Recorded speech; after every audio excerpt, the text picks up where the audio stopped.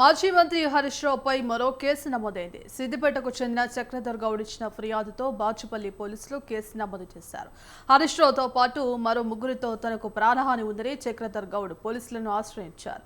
Harish రావుపై 351 RW3 5 సెక్షన్ల కింద case నమోదు చేశారు పోలీసులు. ఎఫ్ఐఆర్లో A2గా హరీష్ రావును చేర్చారు. ఇప్పటికే తన ఫోన్ ట్యాప్ చేశారని పంచగుట్ట పోలీస్ స్టేషన్లో హరీష్ రావుపై చక్రధర్ గౌడ్ ఫిర్యాదు చేశారు.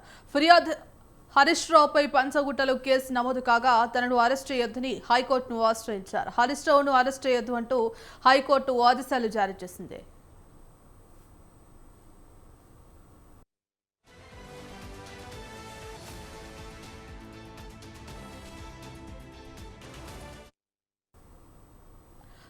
హరీష్ రావుపై మరో కేసు నమోదైనట్టుగా తెలుస్తోంది. ఇప్పటికే హరీష్ రావును అరెస్ట్ చేయొద్దంటూ కూడా హైకోర్టు ఆదేశాలు జారీ చేసింది. ఈ నేపథ్యంలో మాజీ మంత్రి హరీష్ రావుపై మరో కేసు నమోదైనట్టుగా తెలుస్తోంది. సిద్దిపేటకు చెందిన చక్రధర్ గౌడ్ ఇచ్చిన ఫిర్యాదుతో కేసు నమోదైనట్టుగా తెలుస్తోంది. తనకు ప్రాణహాని ఉందని చక్రధర్ గౌడ్ ఫిర్యాదు అందించారు. ఈ నేపథ్యంలో హరీష్ రావుపై పోలీసులు కేసు నమోదు చేసినట్టుగా తెలుస్తోంది. ఇందుకు సంబంధించి కంప్లీట్ అప్డేట్స్ మా ప్రతినిధి సవీన్ అందిస్తారు. సవీన్, మాజీ మంత్రి హరీష్ రావుపై బాచుపల్లి కేసు నమోదు చేశారు. ముఖ్యంగా హరీష్ రావుపై 351 RW35 సెక్షన్ల కింద ఈ కేసు నమోదైంది. బెదిరింపులకు పాల్పడడం, అదేవిధంగా చంపుతామంటూ బెదిరించారంటూ హరీష్ రావుతో పాటు మరో ముగ్గురిపై చక్రధర్ గౌడ్ ఫిర్యాదు చేశారు.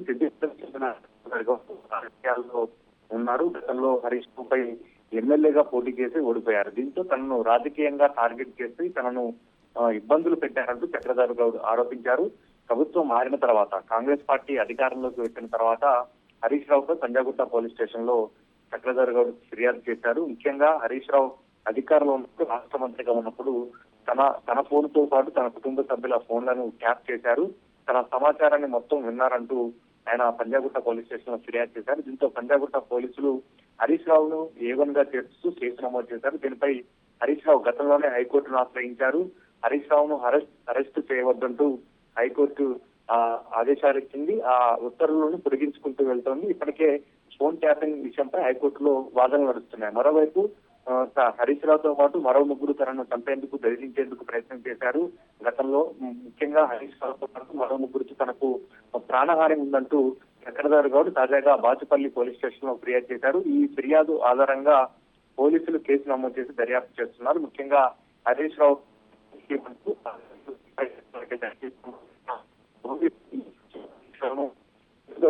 ముఖ్యంగా ఇప్పటికే కాంగ్రెస్ పార్టీ అధికారంలోకి వచ్చిన తర్వాత హరీష్ రావుపై 5 నుంచి 6 కేసులు నమోదు చేశారు. చక్రధర్ గౌడ్ కు నేర చరిత్ర ఉంది. నేరపూరితమైనటువంటి బ్యాక్గ్రౌండ్ చక్రధర్ గౌడ్ కు ఉంది. చక్రధర్ గౌడ్ ఇచ్చిన ఫిర్యాదుపై కేసులు ఏ విధంగా నమోదు చేస్తారంటూ టీఆర్ఎస్ పార్టీ నేతలు గతంలోనే ప్రశ్నించారు. ముఖ్యంగా చక్రధర్ గౌడ్ గతంలో అనేకమైన మోసపూరితమైనటువంటి నేరాలకు పాల్పడ్డారు.